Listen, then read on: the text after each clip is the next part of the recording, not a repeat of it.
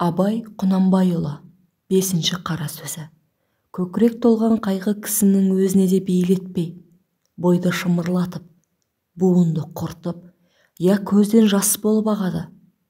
Қазақтар, Құдай жас баладай қайғысыз қыла көр, деп тілек тілеген өзім көрдім. Онысы жас баладан гөрі есті кісі болып, ескермес нәрсесі жоқсып, қайғылы кісі болған сығаны. Қайғысы не десең, мақалдарынан танырсың. Түстік өмірің болса, күндік мал жый. Өзіңде жоқ болса, әкеңге жат. Мал адамның бауыр еті. Малдының беті жарық, малсыздың беті шарық. Ер азығы мен бөр азығы жолда. Ердің малы елде, еріккенде қолда. Берген перде бұзар, алақан қолым береген. Мал тапқан ердің жазығы жоқ. Байдан үмітсіз, Құдайдан үмітсіз. Қарның ашса, қаралы үйге шап. Қайраңы жоқ көлденбес, қайыры жоқ елденбес.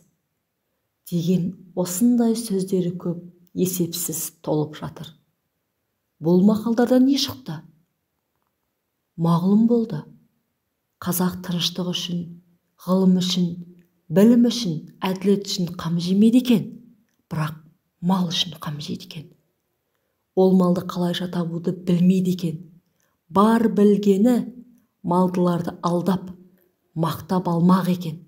Бермесе, оны менен жауласпақ екен. Егер малды болса, әкесін жаулайды да ұят көрмейді екен.